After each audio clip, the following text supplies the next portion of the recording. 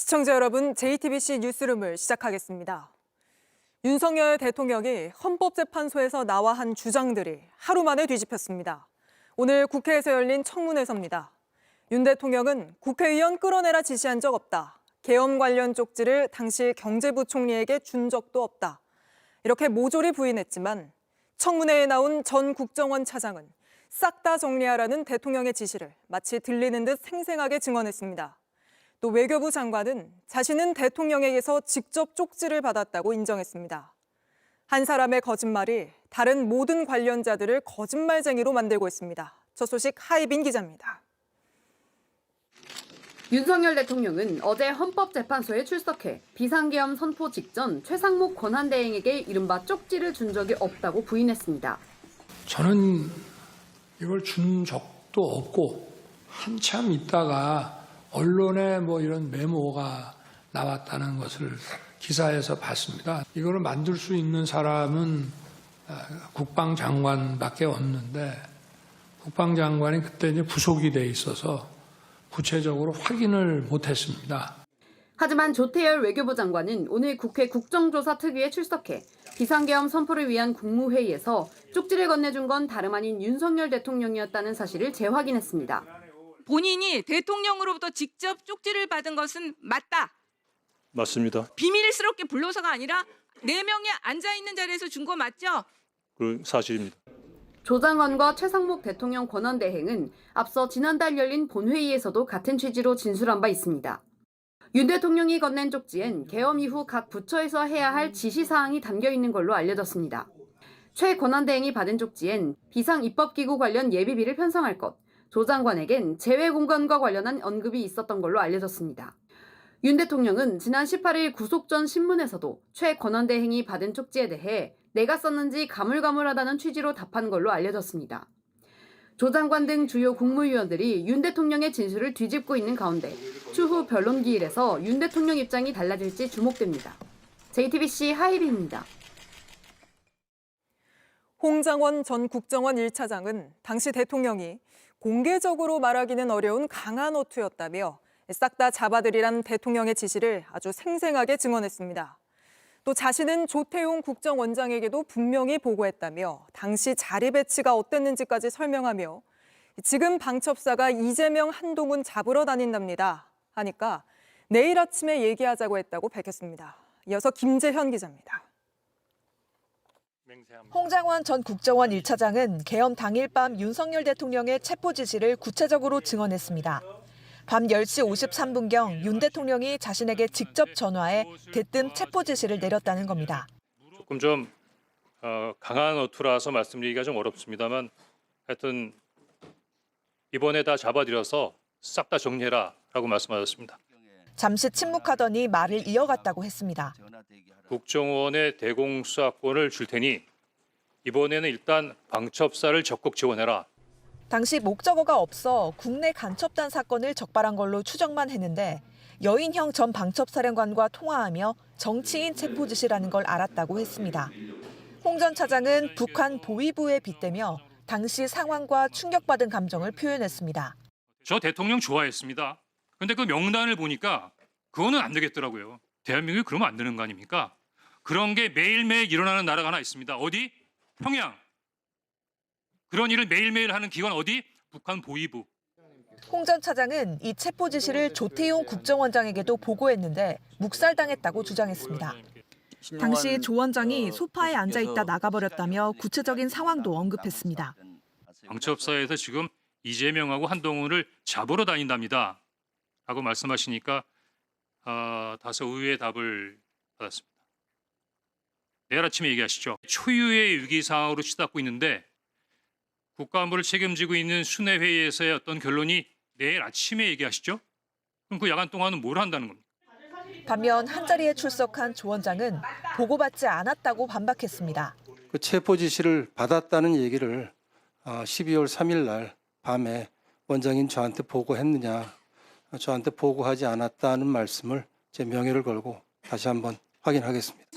홍 전 차장의 경질 사유를 놓고도 두 사람은 대립했습니다. 홍 전 차장은 대통령의 정치인 체포 지시를 따르지 않아서 경질된 거라고 주장한 반면 조 원장은 홍 전 차장이 정치적 중립을 위반해 자신이 직접 경질을 건의한 것이라고 반박했습니다.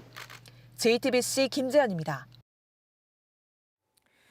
홍장원 전 국정원 1차장은 우원식, 이재명, 한동훈 등 체포 명단을 받아 적다가 미쳤다고 생각해 받아 적기를 멈췄다고도 증언한 바 있습니다. 그런데 그때 받아 적은 그 메모를 검찰이 확보해서 법원에 증거로 낸 걸로 확인됐습니다. 윤정주 기자의 단독 보도입니다. 홍장원 전 국정원 1차장은 윤석열 대통령의 지시가 내려온 직후에 여인영 전 방첩사령관과 통화를 했습니다. 이때 여 전 사령관이 체포자 명단을 알려줬다는 겁니다. 홍 전 차장은 국회의장과 여야 대표 등 줄줄이 불러주는 이름을 받아 적다 중단했다고 밝힌 바 있습니다. 워딩 그대로 말씀드리겠습니다. 미친 액수로구나. 그거 생각하고 그 다음부터는 메모를 하지 않았다고 합니다. 홍 전 차장 증언으로 12.3 내란 사태 당시 정치인 등에 대한 체포조가 운영됐다는 게 처음 알려졌습니다. 그런데 JTBC 취재 결과 검찰은 실제 홍 전 차장의 당시 메모를 확보했고 내란죄 관련자들의 재판에 증거로 쓰기 위해 법원에 제출한 걸로 파악됐습니다. 현재 윤 대통령은 정치인 체포는 물론 국회의원들을 끌어내라고 지시한 것조차 인정하지 않고 있습니다. 계엄 해제 결의를 위해 국회에 모인 국회의원들을 끌어내라고 지시한 적이 있으십니까? 없습니다. 하지만 홍 전 차장의 메모는 12.3 내란 사태 때 정치인 체포 계획이 있었다는 걸 뒷받침하는 중요한 물증이 될 걸로 보입니다. JTBC 윤정주입니다. 이 체포 명단과 관련해 저희가 새롭게 파악한 내용도 있습니다. 여인영 전 방첩사령관이 검찰 조사에서 계엄 당시 체포 대상자 명단에 대해 윤 대통령이 사적 모임 자리에 품평회에서 말한 사람들이라고 진술한 걸로 확인됐습니다.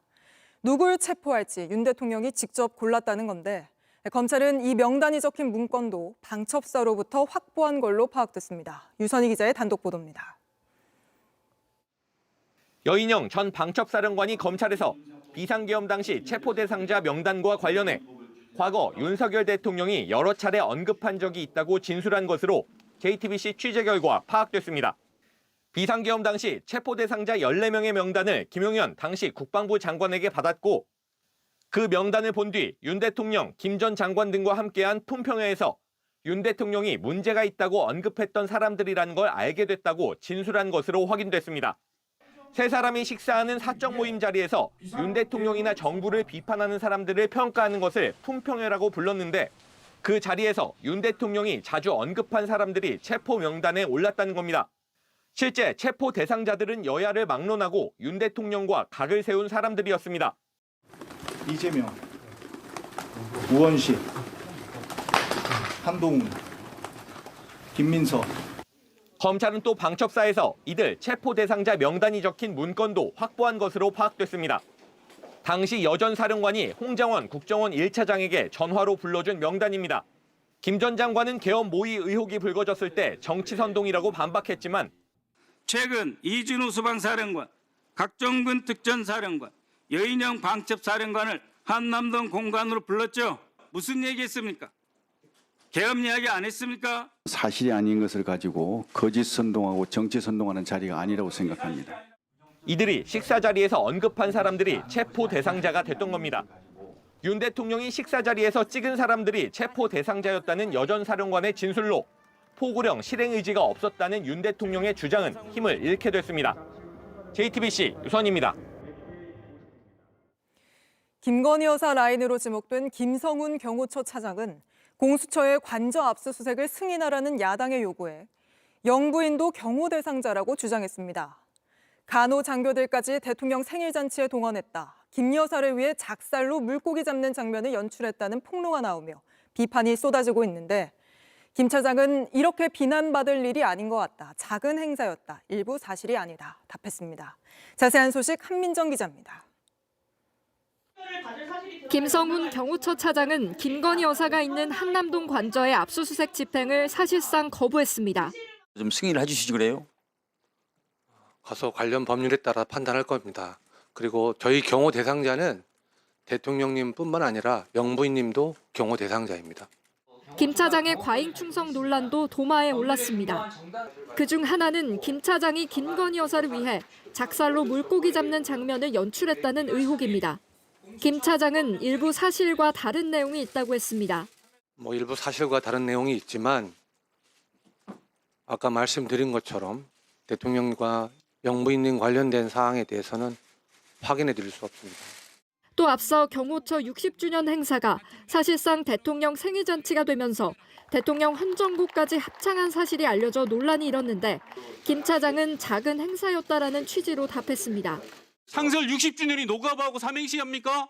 그 부분은 한 코너였고요. 저희가 연예 기획사를 동원하거나 다른 외부 초청 인사를 할 수 있는 예산이 안 돼서 내부 자체적으로 조그만 또 당시 행사에는 경호처 직원뿐 아니라 군 간호장교와 여경까지 동원됐다는 제보도 공개됐습니다. 아니 그래서 간호장교들 기쁨조도 아니고 맞습니다. 경호처하고 경호부대 함께 하는 마음으로 그렇게 50주년 때도 그렇게 행사를 했고 알겠습니다. 60주년 때도 했습니다. 대통령 생일잔치가 당연하다고 생각하냐는 야당 의원들의 비판에 김 차장은 이렇게 비난받을 일이 아닌 것 같다고 답했습니다. JTBC 한민정입니다. 아예 증언을 거부한 사람들도 있었습니다.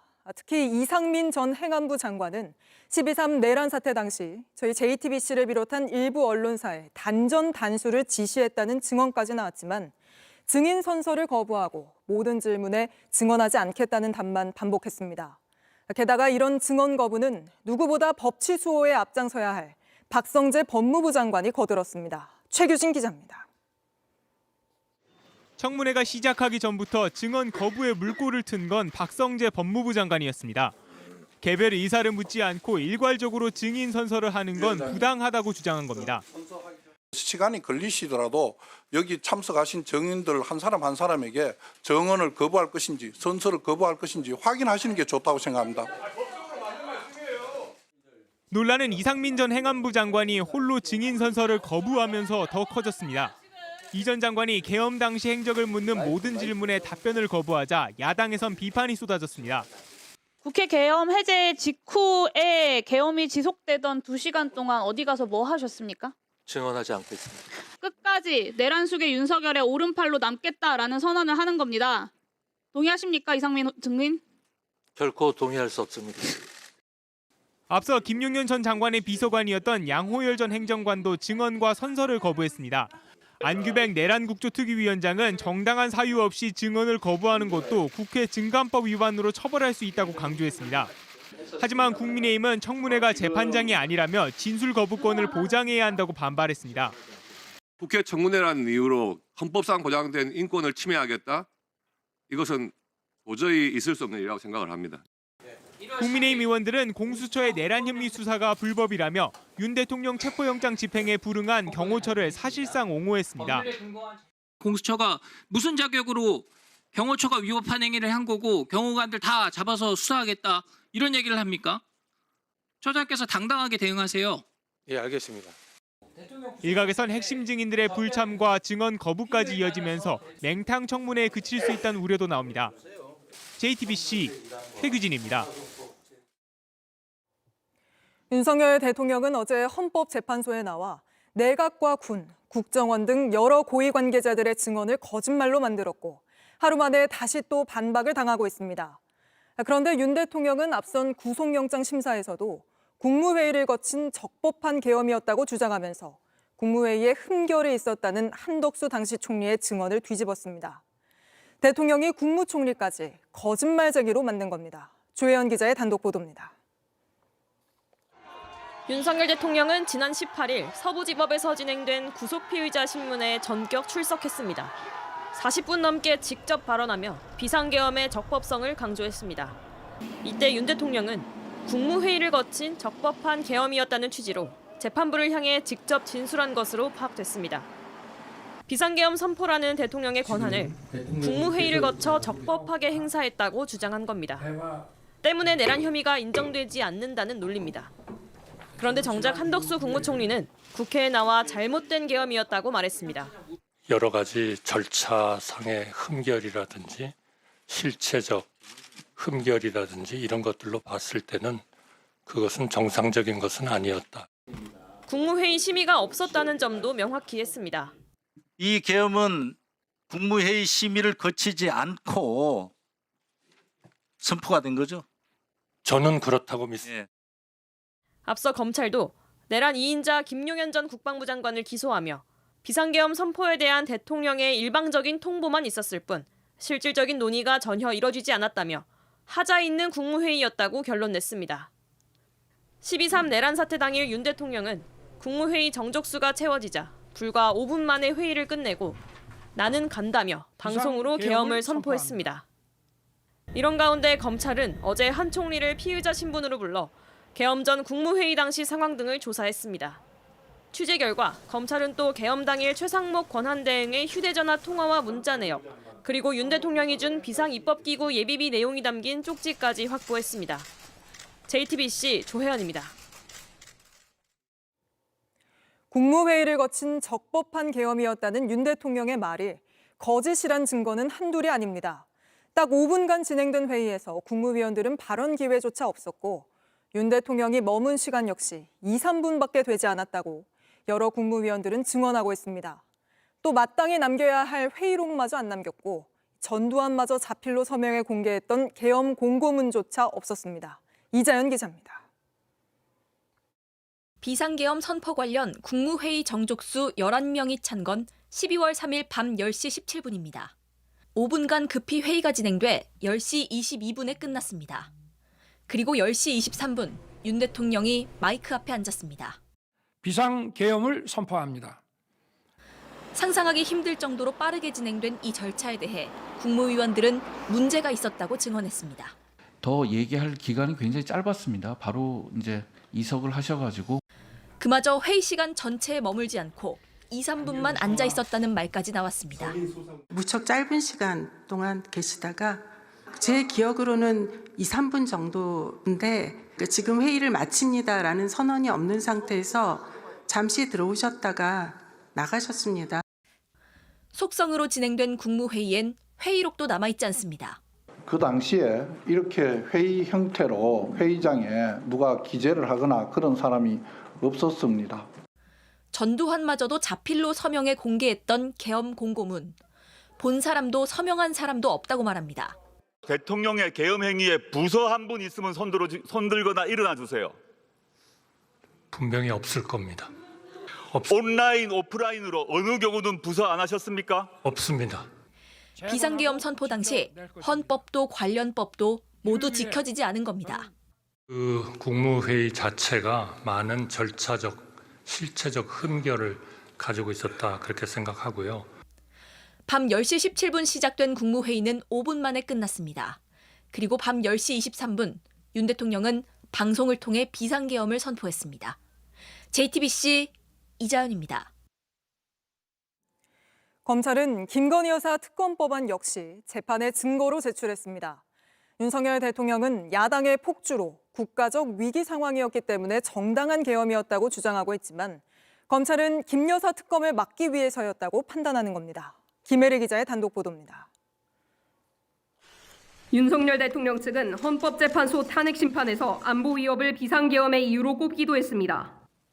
야당은 현재의 간첩죄 규정의 개정에 반대하고 있고 이로 인해서 중국의 간첩들은 한국에서 활개치고 있습니다. 변호인단은 야당의 예산 감액과 정부 관료 탄핵 등으로 인해 국가적인 위기 상황이었다는 점도 강조했습니다. 그런데 JTBC 취재 결과 검찰은 내란죄 관련자들의 재판에 야당이 추진하던 김건희 특검법안을 증거로 제출한 것으로 확인됐습니다. 김 여사 특검법이 윤 대통령이 당시 국정 상황을 어떻게 인식했는지 보여주는 단서라는 겁니다. 당시 민주당 등 야당은 김 여사 특검법을 계속 발의했고 윤 대통령은 거부권으로 이를 막고 있었습니다. 국민의힘에서 한 자릿수 이탈표만 나와도 거부권이 무력화될 수 있었는데 당시 한동훈 대표가 무조건 막겠다는 말 대신 애매한 입장을 취했습니다. 이런 상황이 계엄 선포의 배경이 될 수 있다고 검찰은 본 겁니다. 윤 대통령을 체포한 지난 15일 노출된 공수처의 수색영장에도 도이치모터스 주가 조작 의혹 등 김건희 여사 특검 추진이 비상계엄의 전제 사실로 적시돼 있습니다. 두 수사기관 모두 김 여사 특검법을 내란의 배경으로 지목하면서 윤 대통령이 배우자의 수사를 막기 위해 계엄을 선포했는지는 앞으로 재판에서 주요 쟁점이 될 것으로 보입니다. 검찰은 김 여사 특검법 외에 최상병 특검법과 명태균 게이트와 관련된 언론 보도들도 법원에 증거로 냈습니다. JTBC 김혜리입니다. 사이에서도 국회의장 윤석열 대통령은 앞서 계엄 포고령은 김용현 전 국방부 장관이 잘못 뺏긴 거라고 주장했죠. 그런데 이 김용현 전 장관도 검찰 조사에서 부하 탓을 한 걸로 드러났습니다. 자신은 현장 상황이 혼란스럽다길래 사상자가 날 수도 있다고 판단해 곽종근 전 특수전 사령관에게 사람을 빼내라고 지시했는데 곽 전 사령관이 국회의원을 끌어내라고 오해한 것 같다고 진술한 겁니다. 이승환 기자의 단독 보도입니다. 곽종근 전 특수전 사령관은 12.3 내란 사태 당시 김용현 전 국방부 장관에게 국회의원들을 끌어내라는 지시를 받았다고 했습니다. 전임 장관으로부터 국회의사당 안에 있는 의원들을 밖으로 이렇게 좀 빼내라. 항명이 될지는 알았지만 그 임무를 시키지 않았습니다. 그런데 JTBC 취재 결과 김 전 장관은 검찰 조사에서 그런 지시를 한 적이 없다고 진술한 것으로 파악됐습니다. 당시 현장 상황을 물어보니 곽 전 사령관이 혼란스럽다고 해서 사상자가 발생할 수 있다고 판단해 사람을 빼낼 수 있으면 빼내라고 지시했다는 겁니다. 그러면서 급박한 상황에서 곽 전 사령관이 국회의원을 빼내라는 지시로 오해했을 수 있고 질서 유지를 위해 지시한 것이 와전된 것 같다고도 주장했습니다. 자신은 유혈 사태를 막기 위해 사람을 빼내라고만 했는데 곽 전 사령관이 오해해서 국회의원을 빼내라고 잘못 이해했다는 겁니다. 하지만 검찰은 곽 전 사령관이 윤석열 대통령과 김 전 장관에게 국회의원을 끌어내라는 지시를 받았다고 명확하게 진술하고 있어 김 전 장관 진술의 신빙성을 의심하는 것으로 알려졌습니다. 또 유혈 사태를 막기 위해서라면 계엄군 철수 지시를 내렸으면 되는데 사람을 빼내라고 지시했다는 게 앞뒤가 맞지 않는다고도 보는 것으로 전해졌습니다. 앞서 윤 대통령은 계엄 포고령 작성 책임을 김 전 장관에게 미뤘는데 김 전 장관은 국회의원 끌어내라는 지시의 책임을 곽 전 사령관에게 미루고 있습니다. JTBC 이승환입니다. 윤 대통령은 헌법재판소에서도 부정선거론을 꺼내들었지만 계엄 선포가 있기 약 7개월 전 방첩사는 이미 부정선거 의혹은 근거가 없는 실현되기 어려운 주장이란 결론을 내렸던 걸로 드러났습니다. 이 보고를 받은 여인영 당시 사령관은 아니구나 하면서 잘 이해했다고 말했다고도 군은 증언했습니다. 그러니까 한마디로 부정선거론이 전혀 근거가 없다는 거 알면서도 선관위에 쳐들어갔다는 겁니다. 유한울 기자입니다. 지난해 12월 비상계엄 선포 당시 권총을 소지한 계엄군을 중앙선거관리위원회로 보낸 명분은 부정선거 의혹이었습니다. 당시 이 작전은 윤석열 대통령이 지시하고 충안파 여인영 전 방첩사령관이 주도했습니다. 하지만 여 전 사령관이 계엄 선포가 있기 약 7개월 전인 지난해 5월에 이미 부정선거 의혹은 사실이 아니라는 내부 보고를 받았던 걸로 드러났습니다. 방첩사령관은 부정선거 관련돼서 저의 보고를 받고 대법원 판결 내용이 대부분이었습니다. 실제 여 전 사령관 지시로 작성된 8쪽 분량 내부 보고서의 결론은 부정선거 의혹을 받아들이기 어려운 현실이라는 거였습니다. 법원 판단까지도 믿지 못하면서 객관성이 결여된 의혹을 계속 제기하는 집단에 일방적 주장과는 거리를 둘 필요가 있다고도 명시돼 있었습니다. 그런데도 당시 여 전 사령관의 반응은 석연치 않았습니다. 쟁점 의혹된 것에 대해서 그래 이건 아니구나 명확히 알면서도 약간 고개를 갸우뚱하면서 그래 하면서 그래 알았다 잘 이해했다 이런 반응을 보였습니다. 이런 보고를 받고도 선관위 장악 시도를 실행에 옮겼습니다. 윤 대통령은 여전히 여러 경로를 통해 부정선거 의혹을 제기하고 있습니다. JTBC 유한울입니다. 공수처가 오늘 윤 대통령에 대한 세 번째 강제 구인에 나섰지만 또다시 실패했습니다. 공수처는 어제 윤 대통령이 탄핵 심판 변론 직후 병원으로 갈 거란 사실도 모른 채 구치소에서 기다리다 허탕을 치기도 했는데 이 때문에 시간만 허비하고 있다는 지적이 받고 있습니다. 박현주 기자입니다. 공수처 수사팀이 어제 윤석열 대통령에 대한 두 번째 강제 구인을 실패하고 돌아가는 모습입니다. 탄핵 심판을 마친 뒤 병원에 간 윤 대통령이 밤 9시를 넘어 구치소에 도착하면서 강제 구인이 불발됐습니다.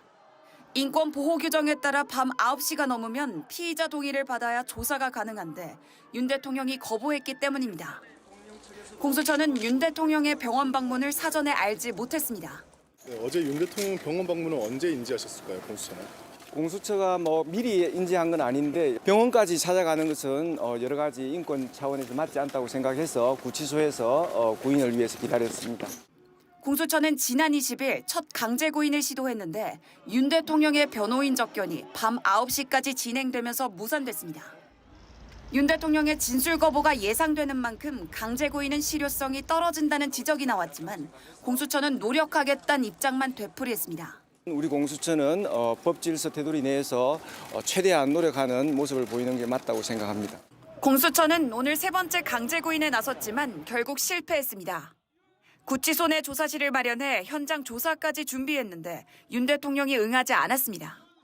구속기한이 얼마 남지 않은 상황에서 공수처가 대면 조사를 고집할 경우 시간만 낭비할 수 있다는 지적이 나옵니다. JTBC 박현주입니다. 공수처가 윤 대통령을 언제까지 구속할 수 있는지 구속 기한을 제대로 따지지 않는다면 윤 대통령이 이대로 풀려날 수 있다는 우려도 나옵니다. 구속 수사는 최대 20일 동안인데 이게 다음 달 7일까지라는 공수처의 계산을 놓고 계산이 잘못됐다는 지적이 나오고 있는 겁니다. 무슨 얘기인지 박병현 기자가 설명해 드립니다.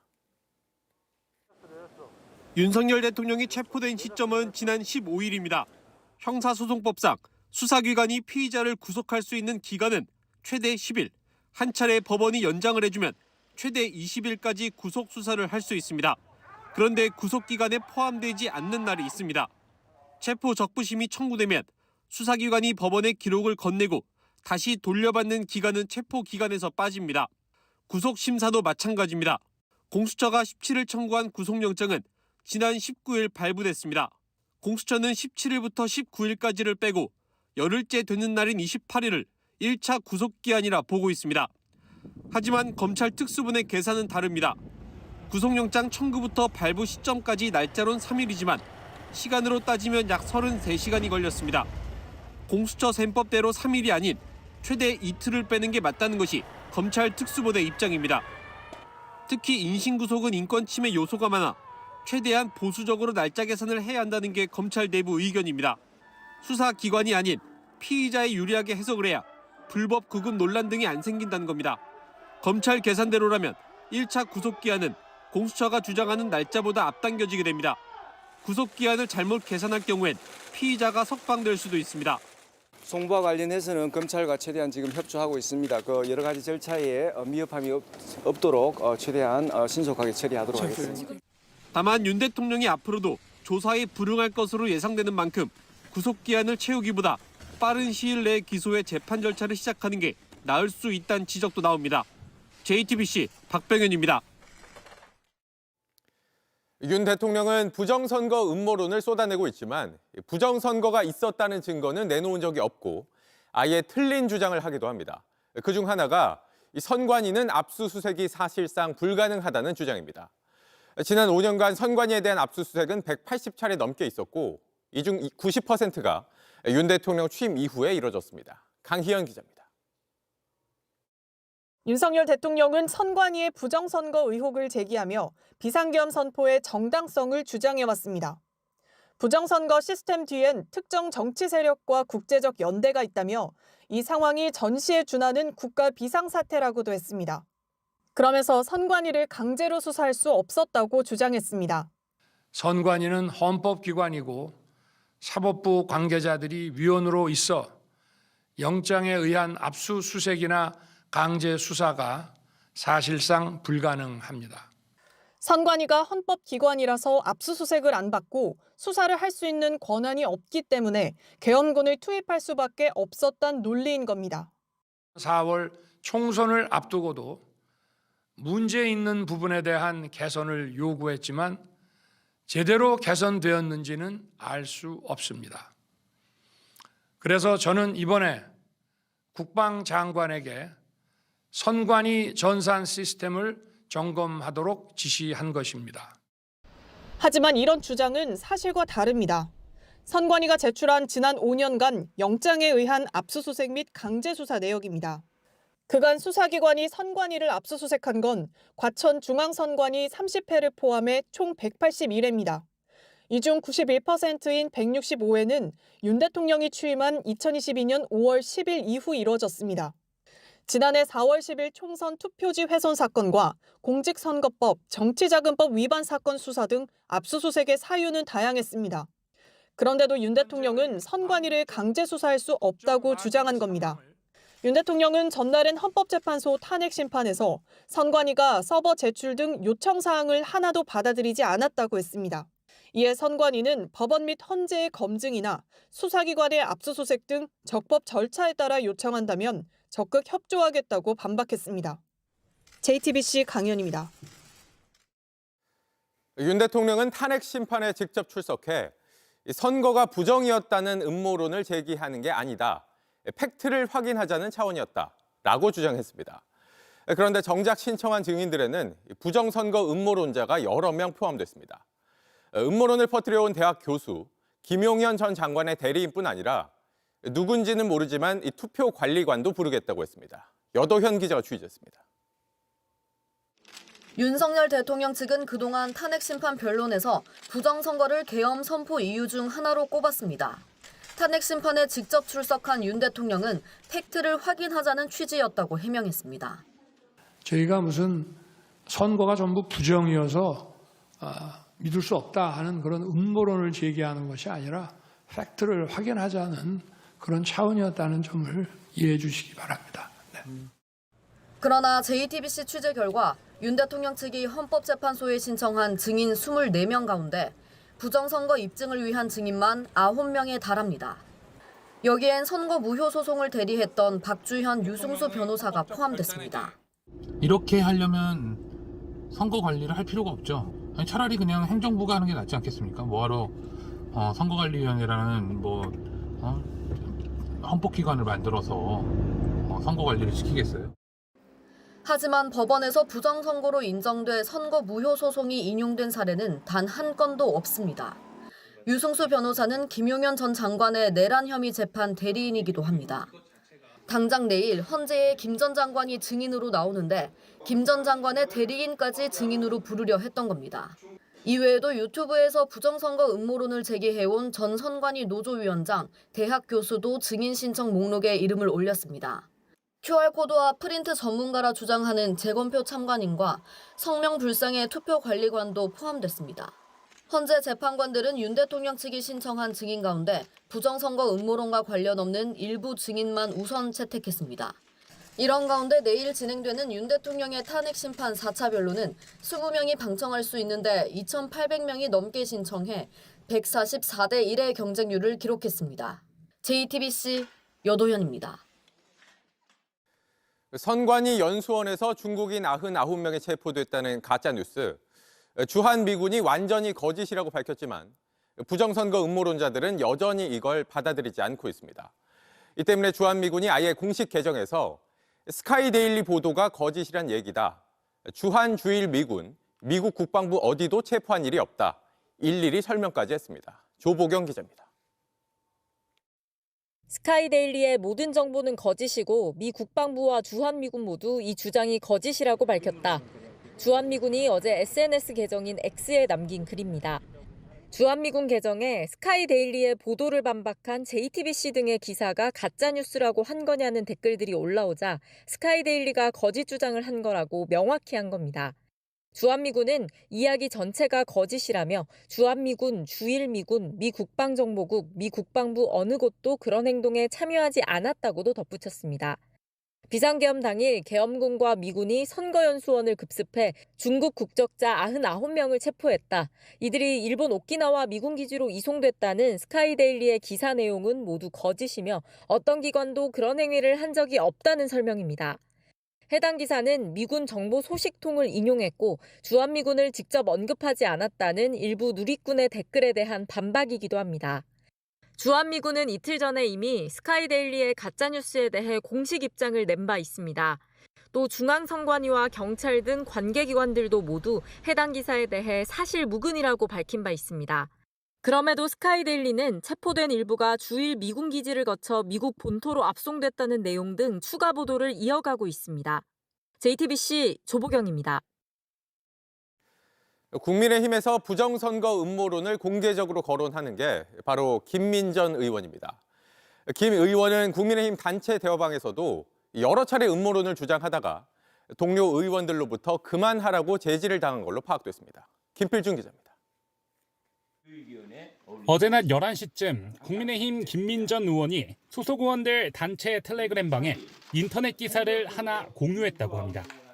투표함 바꿔치기 등의 내용이 담긴 부정선거를 주장하는 기사입니다. 그러자 한 초선 의원이 팩트를 확인해보라며 그건 아닌 것 같다는 취지로 글을 올린 것으로 취재됐습니다. 다른 의원들이 팩트가 맞지 않아도 조사할 필요가 있는 것 아니냐며 김 의원을 옹호하자 한 중진 의원이 정리에 나섰다고 합니다. 이 방에서 부정선거 관련한 논의가 더 진행되지 않기를 바란다고 말한 겁니다. 이 메시지에 여러 의원이 공감을 표시한 것으로 알려졌습니다. 그동안 김민전 의원은 부정선거 음모론과 관련한 제보 등을 여당 의원들 텔레그램방에 여러 차례 공유했습니다.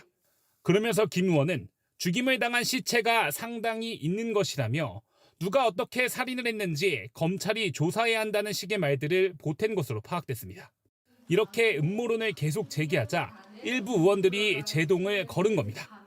한 의원은 대법원도 아니라고 한 부정선거 음모론을 여러 차례 공유하니 의원들의 피로감이 표출된 것이라고 JTBC에 밝혔습니다. 결국 김 의원은 더 이상 투개표의 안정성과 관련한 문제 제기를 대화방에서 하지 않겠다고 답한 것으로 알려졌습니다. 하지만 이 약속 하루를 가지 못했습니다. 김 의원이 제기한 음모론에 일부 의원들이 제동을 걸었다는 기사가 나오자 부정선거와 관련한 것으로 보이는 정체불명의 사진을 단체방에 올린 것으로 JTBC 취재 결과 파악됐습니다. 그러면서 이 사진도 기사화해야 한다는 취지의 글을 올린 것으로 전해집니다. 이에 대해 여당 의원들은 별다른 말을 덧붙이지 않은 것으로 알려졌습니다. JTBC 김필준입니다.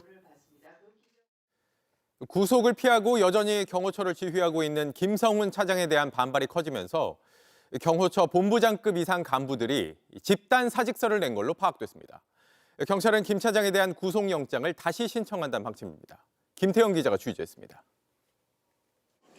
대통령 경호처 본부장급 이상 고위 간부들이 단체로 사직서를 제출한 것으로 JTBC 취재 결과 확인됐습니다. 김성훈 차장 체제론 무너진 경호처에 대한 신뢰를 회복하기 어렵다며 지휘부 차원에서 뜻을 모은 것으로 전해집니다. 하지만 정작 이른바 김건희, 김용현 라인으로 꼽히는 김성훈 차장과 이광우 경호본부장은 사직서를 제출하지 않은 것으로 파악됐습니다. 김성훈 차장은 검찰이 구속영장 신청을 반려한 뒤 복귀해 확대 간부 회의를 열고 이제는 화해와 치유의 시간이란 취지로 말하며 수습에 나선 것으로 알려졌습니다. 이에 부장급 간부들이 반발하며 부장급 이상 전원은 사표를 쓰자고 의견을 냈지만 김 차장은 묵살했고 결국 본부장급 간부들이 사직서를 제출하며 압박에 나선 것으로 풀이됩니다. 간부들의 집단 사의를 통해 직원들에게 재신임을 받겠다는 취지도 깔려 있는 것으로 전해졌습니다. 경호처 관계자는 그 정도 결기를 보여줘야 직원들도 따라오지 않겠냐며 분위기를 전했습니다. 경호처 내부에선 김 차장이 윤석열 대통령의 내란 혐의 핵심 증거를 인멸하려 했다는 의혹이 제기되는 등 사법 리스크를 안고 있다는 데 우려가 큰 것으로 알려졌습니다. 12월 달에 담당자에게 삭제를 지시한 건 12월 3일 내란 전후의 기록들을 삭제하기 위함이라고 제보를 받았습니다. 이래도 부정하시겠습니까? 예, 2일마다 자동 삭제되는 걸로 보고를 받고 그렇게 알고 있고 체포영장 집행을 막으라는 지시를 따르지 않은 직원들에 대한 보복성 조치 우려가 완전히 해소된 것도 아닙니다. 지난 18일 검찰이 기각한 구속영장 신청서에도 경호처 직원들에 대한 보복 가능성이 담긴 것으로 알려졌습니다. 경찰은 보강 수사를 통해 김 차장에 대한 구속영장을 다시 신청하겠다는 방침입니다. JTBC 김태영입니다. 오늘 헌법재판소에서는 최상목 권한대행이 여야 합의를 내세워 헌법재판관 3명 가운데 2명만 임명한 게 과연 타당했는지 따지는 권한쟁의 심판도 진행됐습니다. 헌재는 여야 합의라는 게 정확히 뭘 말하는 거냐고 물었는데 최대행 측은 여기에 명확히 답하지 못한 채 국회 관행을 여러 번 강조했습니다. 김영민 기자의 보도입니다. 최상목 권한대행은 국회에서 선출한 재판관 후보자 3명 가운데 조환창, 정계선 재판관 2명만 임명했습니다. 나머지 한 분은 여야의 합의가 확인되는 대로 임명하겠습니다. 재판관 9명 가운데 8명이 자리를 채우면서 탄핵 심판 심리와 선고는 가능해졌지만 여전히 논란은 남았습니다. 우원식 국회의장이 헌법재판소에 권한쟁의 심판을 청구한 이유입니다. 오늘 열린 첫 변론, 최대행 측은 관행이라는 말을 반복했습니다. 2000년 이후에 오랜 즉석 관행이 여 한 명, 야 한 명, 여야 합의 한 명이었습니다. 하지만 헌법재판소법은 재판관 중 3명은 국회에서 선출하는 사람을 임명한다라고 돼 있습니다. 헌재도 이 부분을 집중적으로 물었습니다. 피청구인이 말하는 여야 합의가 이제 정확한 어떤 사항에 대한 합의를 의미합니까? 3일 재판관 중 통상 1위는 여당 추천, 1위는 야당 추천, 1위는 여야 합의가 여야 합의하에 추천되어 온 것은 분명한 관행입니다. 역시나 관행이란 답이 돌아오자 또다시 같은 질문이 이어집니다. 선출 절차에 하자가 없다면 바로 임명해야 된다고 보는 입장이 있습니까? 법적 요건은 아니라고 아니죠? 봅니다. 예. 같은 답변이 되풀이되자 헌재는 그만하자며 변론을 종결시켰습니다. 그 정도 하죠. 하나만 더. 아니 하나만 더. 그만합시다. 청구의 마무리 변론하십시오. 계속 겉돌고 있기 때문에 변론으로 해결될 문제는 아닌 것 같아요. 헌법재판소는 오늘로 변론을 끝내고 곧바로 선고 기일을 잡기로 했습니다. JTBC 김영민입니다. 법원 폭동 사태를 벌인 극렬 지지자 가운데 지금까지 58명이 구속됐습니다. 여기엔 윤 대통령의 유튜브 채널에 등장했던 유튜버도 포함되어 있습니다. 경찰은 현장 영상을 바탕으로 도망간 폭동 가담자들을 끝까지 추적해 모두 구속 수사한다는 방침입니다. 김한수 기자입니다. 유튜버 젊은 시각이 오늘 오후 올린 글입니다. 구속영장이 발부돼 구치소로 이동한다는 내용입니다. 이 유튜버는 지난 19일 새벽 서울 서부지법에서 벌어진 폭동에 가담한 혐의를 받습니다. 지난 2021년 9월 윤석열 당시 대선 후보 유튜브 채널에도 출연했던 윤 대통령 지지자이기도 합니다. 서울 서부지법은 오늘 해당 유튜버를 포함해 서부지법 폭동 가담자 56명에 대한 구속영장을 발부했습니다. 어제 구속된 2명을 포함하면 현재까지 구속된 가담자는 58명입니다. 경찰은 유튜브 영상뿐 아니라 법원 안팎 CCTV 등을 모두 분석해 폭동 가담자를 계속 찾고 있습니다. 판사 집무실 문을 발로 차고 다닌 또 다른 유튜버 이모 씨 등은 내일 추가로 구속영장 실질심사를 받습니다. 이 씨는 사랑제일교회 목사 정광훈 씨를 추종하는 인물입니다. 그의 유튜브 채널엔 전 씨에 대한 영상들로 가득합니다. 어제 자수한 2명도 불구속 상태로 조사를 받고 있습니다. 현재까지 폭동 가담자들에게 적용된 혐의는 특수공무집행 방해, 특수폭행, 공동주거침입 등입니다. 경찰은 구속된 피해자들을 추가로 조사해 소요죄 등 처벌 수위가 높은 혐의를 적용할지 검토할 계획입니다. 일선 법원 판사들이 모인 전국 법관 대표회의도 입장문을 내고 사법부의 기능을 침해하고 헌법 질서의 근간을 훼손하는 행위는 결코 용인할 수 없다고 밝혔습니다. 그러면서 전국의 법관들은 어떤 위협에도 흔들림 없이 공정한 재판을 해달라고 당부했습니다. JTBC 김한수입니다.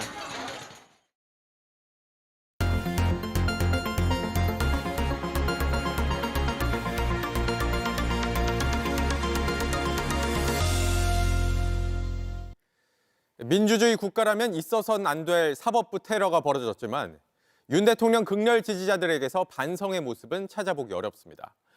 이들은 이제 헌법재판소를 에워싸고 위협을 계속하고 있고 법원 폭동을 부추겼던 극우 유튜버들은 헌재로 자리를 옮겨 똑같이 선동을 이어가고 있습니다. 밀착 카메라 이상엽 기자입니다. 법원 폭동 가담자 수십 명이 경찰에 연행된 뒤 한 극우 유튜버의 라이브 방송 영상입니다. 화면 아래 계좌번호와 사랑제일교회 글씨도 보입니다. 지금은 삭제된 이 영상을 단독으로 확보해 살펴봤습니다. 윤 대통령 지지자들을 지휘하는 듯 실시간 방송을 이어갑니다.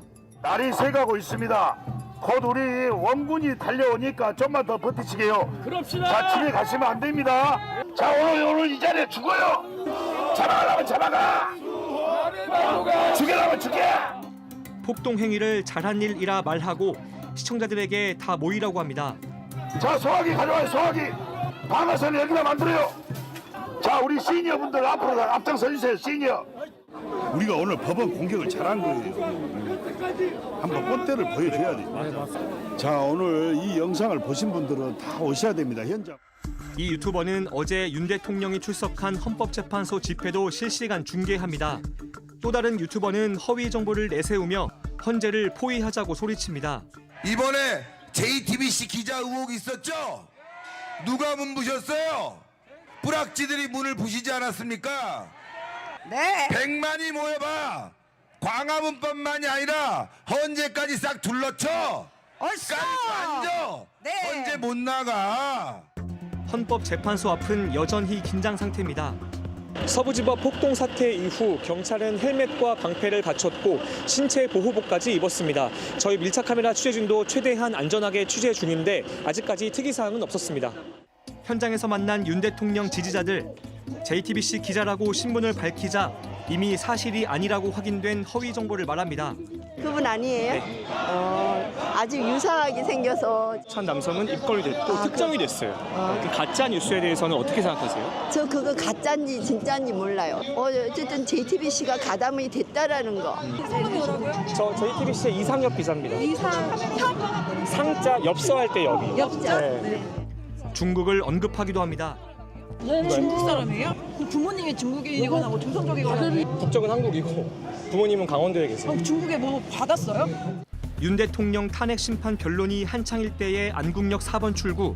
경찰은 헌법재판소 인근 안국역 사거리를 바짝 통제했습니다. 경찰 4천여 명이 통행로를 지켰고 경찰 버스 100여 대로 일종의 차단벽을 만들었습니다. 또 다른 유튜버가 경찰을 상대로 명찰이 없다고 따지자 왜 명찰이 없냐 이거 이 사람은. 아니 근데 이 사람은 왜 말을 못해요? 한국말 못해요? 한국 사람 같지가 않아요. 용역이야. 명찰이 아니야. 오히려 다른 윤 대통령 지지자가 이 유튜버를 나무랍니다. 사적으로 하자. 근데 그런 식으로 하면 촌스러워. 우리는 세련되게 우리 의견을 표하면 되지. 탄핵 심판 변론이 끝나자 윤 대통령 지지자들이 이번엔 헌재 입구로 몰려듭니다. 지금 신고된 집회는 끝이 났습니다. 다들 모여 계시지 마시고요. 지하철 등을 통해서 귀가를 당부를 드리겠습니다. 어디 감히 국민을 무시해? 아주 진압 작전에 그냥 룰을 모르는구만. 오후 6시 헌재에서 1km쯤 떨어진 곳에 경찰 오토바이들이 보입니다.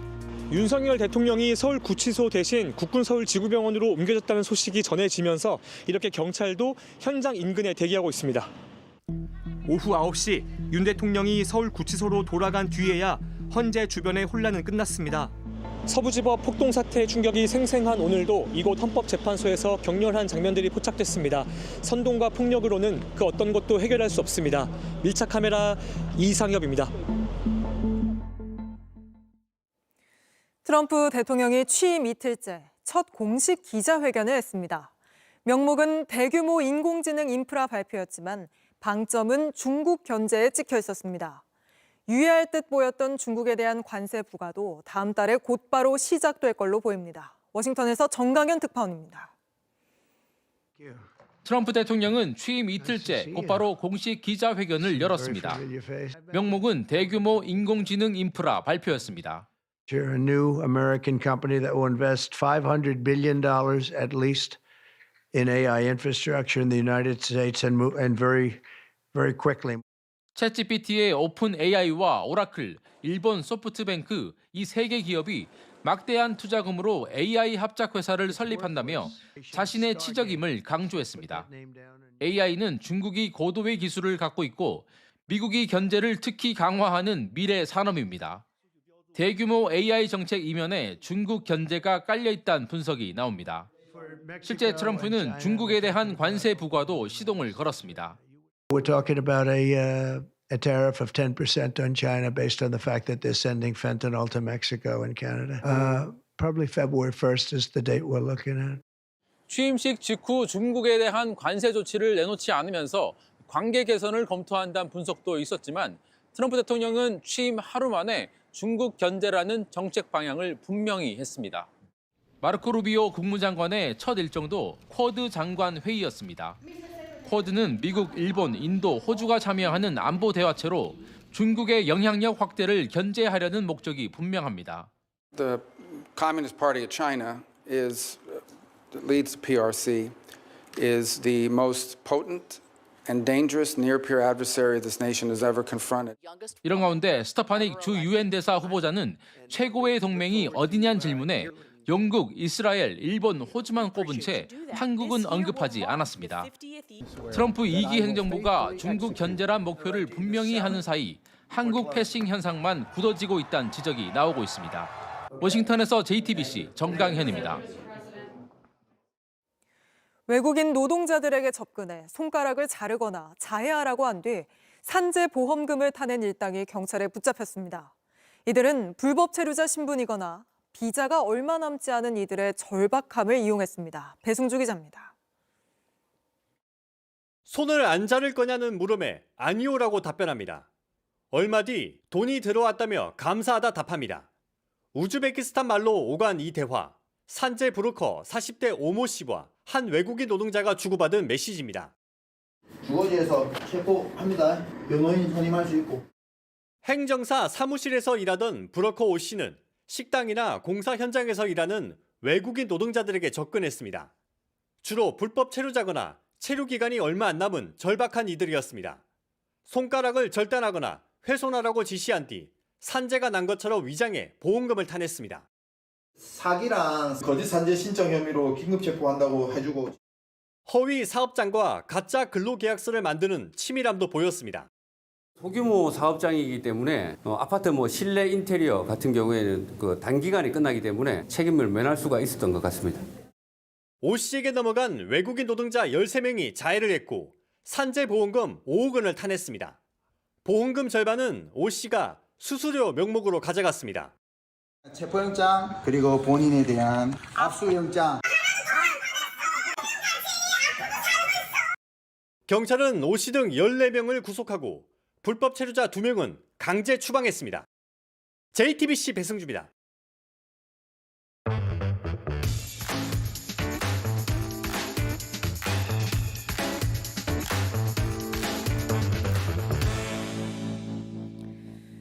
돌아온 비하인드 뉴스 시간입니다. 이성대 기자와 오늘도 함께하겠습니다. 자, 이 기자 바로 볼까요? 네, 첫 번째 이슈 바로 보겠습니다.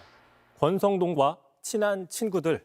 자, 국민의힘이 본격적으로 탄핵 심판 중인 헌법재판소를 향한 근거 없는 정치 공세를 키우고 있다, 이런 지적이 나오고 있습니다.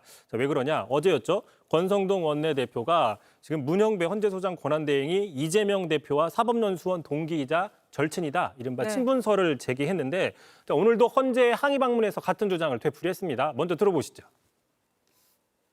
이재명 대표와 절친입니다.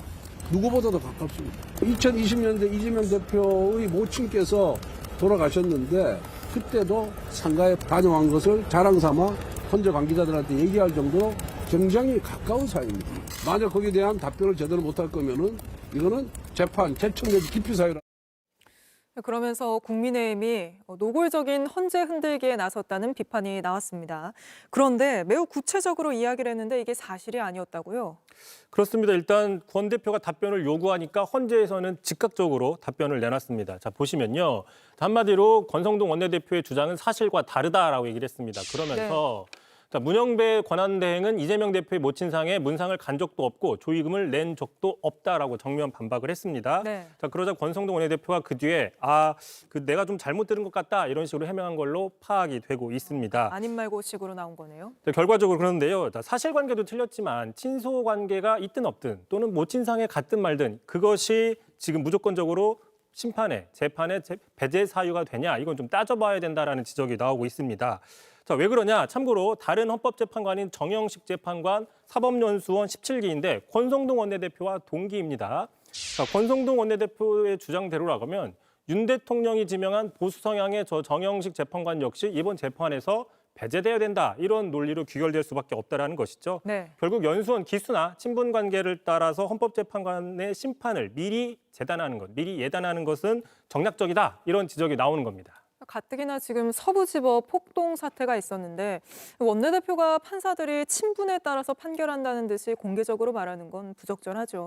그렇습니다. 또 있습니다. 계속 이제 권성동 원내대표의 논리대로 좀 지적을 해보면요. 자, 이재명 대표와 친하니까 재판에서 빠져야 된다라는 식인데 만약에 그렇다고 하면 제일 먼저 빠져야 되는 사람 다름 아닌 권성동 원내대표 본인이다. 이런 지적을 할 수 있는 건데요. 네. 자, 이재명 대표 대학교 선후배, 2년 선후배입니다. 상당히 친했고요. 과거에 권 대표의 부인이 이 대표의 미팅을 주선해 준 적도 있다라고 있습니다. 네. 참고로 미팅 주선은 웬만큼 친하지 않으면 주선해 주기가 쉽지가 않죠. 네. 욕도 먹고 그러니까요.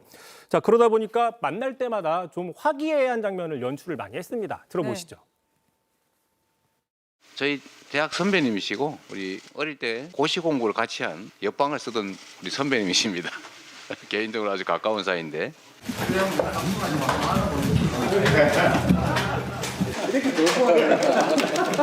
지금 하는 데가 아니지.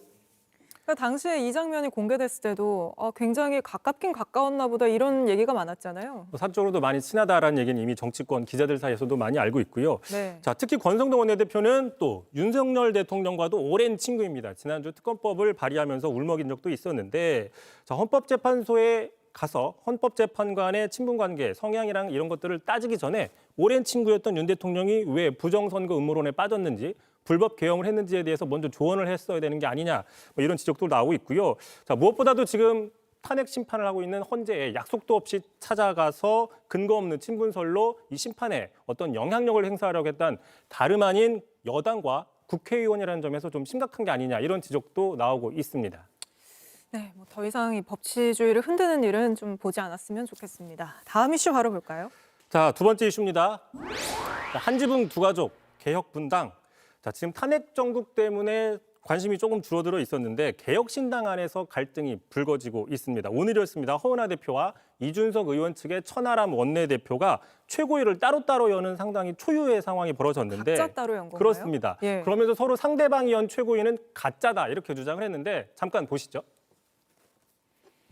어제 참칭 최고위원 회의에 의결된 당대표 직무정지에 대한 무효선언과 더불어서 최고위라고 하기 어려운 참칭 최고위를 개최하시고 또 법적 조치까지 이야기하시고 하시는 거는 양측 모두 참칭 최고위라고 했네요. 근데 이게 사실 뭐 국민적 관심이 초유의 내란 사태, 또 법원 폭동 사태 이런 데 쏠려 있어서 양쪽에 왜 저런지 모르는 시청자분들도 있을 것 같은데 설명을 좀 해주시죠. 네, 그렇습니다. 일단 지난달 중순이었죠. 허은하 대표가 당 간판 격인 이준석 의원 측의 핵심 당직자들을 경질하면서 양측의 갈등이 커진 겁니다. 자, 이준석 의원 측의 천하람 원내대표는 허은하 대표가 당을 사유했다라는 이유로서 직무정지시키고 조만간 당원 소환 투표를 하겠다고 얘기를 했습니다. 그러자 허 대표 측은 불법적으로 당직을 탈취하는 것이다, 당권을 탈취하는 것이다라고 하면서 법적 대응에 나서고 있는데 자, 그러다 보니까 엊그제가 개혁신당의 창당 1주년이었습니다. 네. 서로 축하 대신 그러다 보니까 물리적인 다툼만 있었는데 그 장면도 같이 보시죠. 증거인멸! 입 닫아! 증거인멸입니다. 증거인멸이에요. 아니요, 보여준 거랍니다. 보여준 거야! 손대지 마! 손대지 마! 이거! 손대지 마! 보여준 거라잖아요. 야! 보여준 이거 거라잖아요. 다 없애놓게 시켜 빨리! 119 불러. 나도 다쳤어! 119 불러! 굉장히 격렬한 물리적 충돌이 있었는데요. 창당 1주년이었습니다. 예, 개혁신당 건전한 야당 하겠다고 출발했는데 쉽지 않은 모습입니다. 이성대 기자였습니다.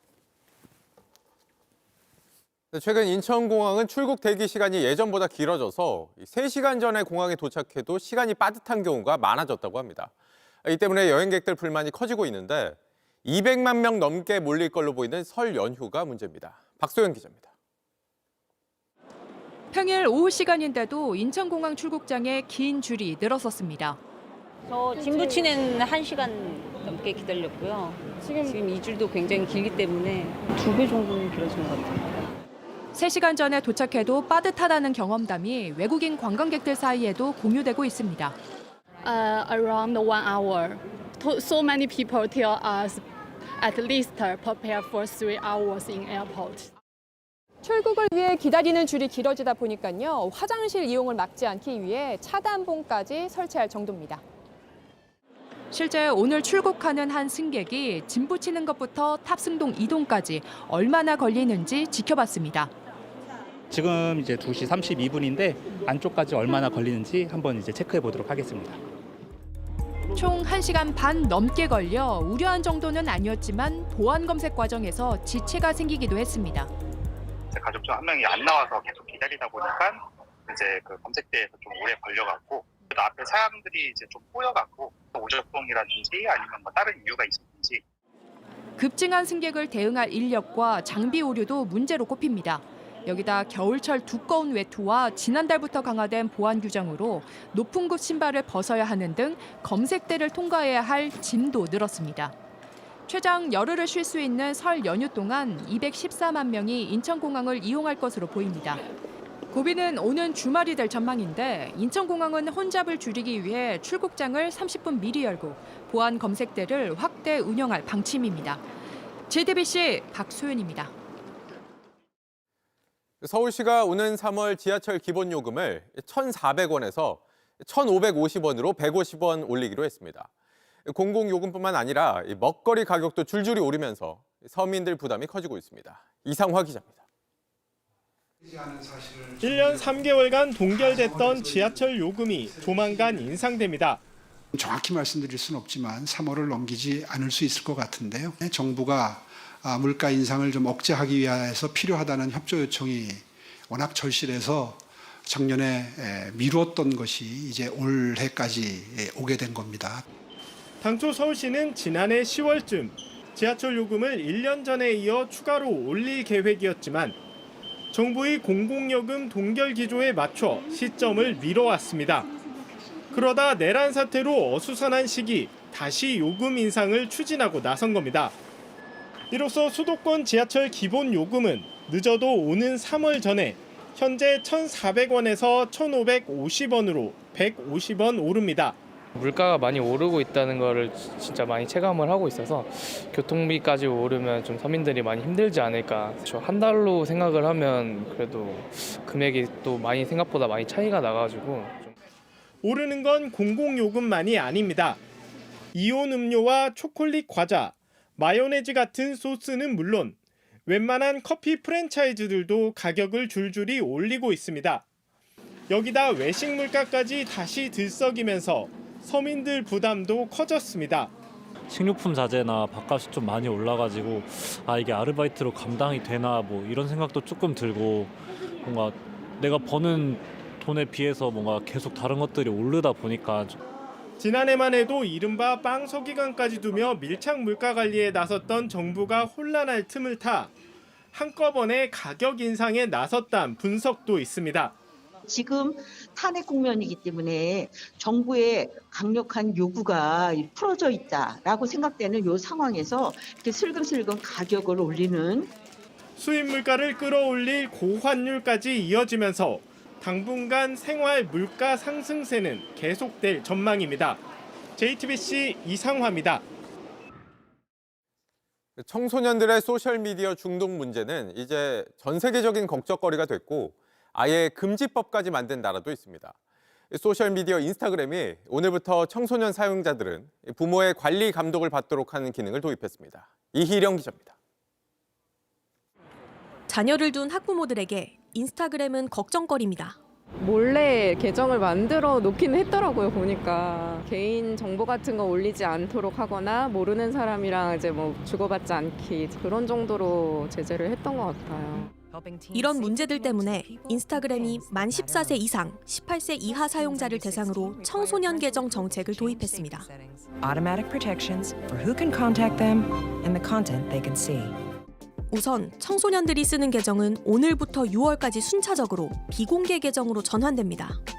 청소년이 팔로우하는 사람들과 이미 연결돼 있는 사람에게서만 메시지를 받을 수 있습니다.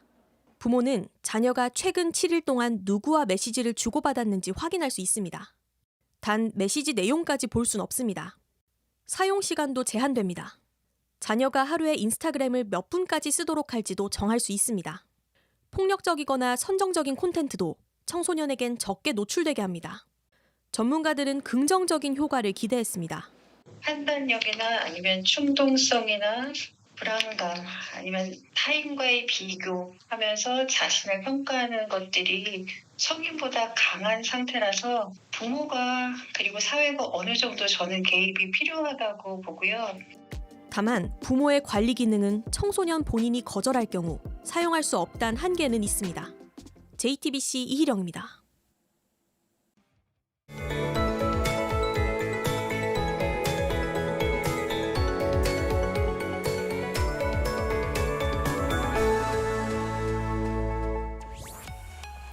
창밖에 비치는 뿌연 하늘을 보면 바깥에 나서기가 두렵게만 느껴지는데요.